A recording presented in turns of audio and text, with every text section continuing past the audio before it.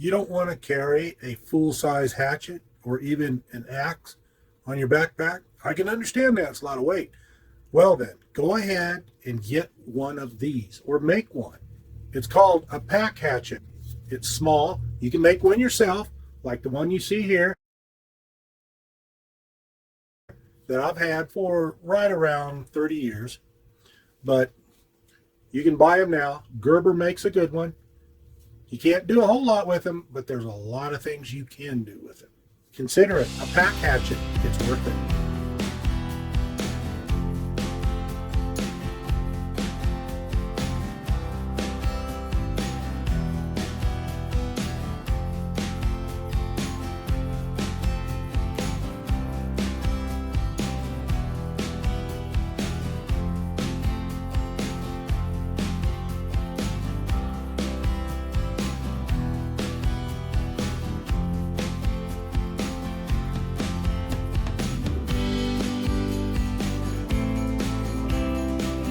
Pack hatchet. What that is a smaller version of a regular size hatchet. There are probably a lot of reasons why you want to carry one, simply because it's small and compact. Obviously, you can't do as much with a small version as you can with a larger version. Gerber makes a good one. You can't expect to do a lot with it. However, it will do a lot. You can go ahead and shave wood to make fires.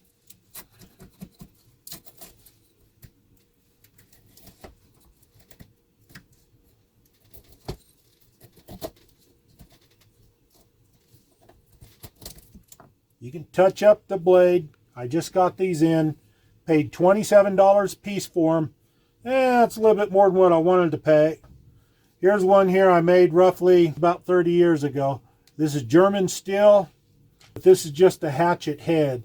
I just went ahead and found another hatchet handle, cut it to fit, put it on there, and it's done a lot. Now, why would you need something like this? Quite simply to chop little sticks about this size, to shave them, to carve them, to trim up some limbs here and there. Small limbs, that's the key. This would be the biggest one. Of course, you're going to have to put a lot of extra effort in it because the steel here is thin, about 1/8 of an inch thick. This here is roughly a 3.5 inch cutting surface on here. It is 8 7/8 inches long from here to the bottom part of the tang. I've already measured it. And it's good. You can choke up on it. Now, you can use these to skin game, open game, cut skin, cut cord, cut just about anything out there, but on a smaller scale. Don't expect to take down a large tree with this. It requires way too much effort. It's thinner. This one, just to give you an idea that I made,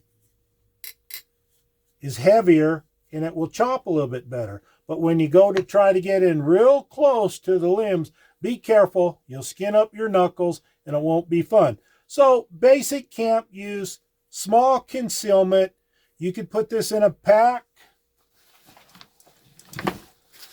It'll fit real easy in here, different places. Now this one, the Gerber, got 2 of them here. Remember, 1 is none, 2 is 1. Stainless steel, black oxide coating on here. This is the coyote color. I imagine if you had some permanent dyed markers, you can change this any color you want in here. Use it. It will suit the purpose. You can put a lanyard through there for the lanyard hole. It will work. It'll help you do a lot of things around. But if you have a larger chore available, one that needs to be done, I should say, in camp or elsewhere, you may have to get a larger axe or hatchet to help you get the job done. Or just make your own. If you have some hatchet heads laying around, clean them up, find a handle that fit, cut it to size, carve it, what have you, it'll work. These here look nice. They will do a job. Also, one important thing before we close out here is, I have witnessed people, I haven't tried it with these yet, they have become very accurate with this type of pack hatchet by throwing it. And boy, I tell you what, about 30 feet away, they can become very accurate with it. But I'm not into the throwing thing. But if you ever need to, you need to use it as a defensive weapon, it will work.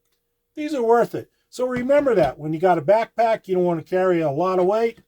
One of these, or make your own, will work just fine and help you do what you want to do in the woods. Just don't get carried away. Keep your branch cutting, twig cutting to a minimum.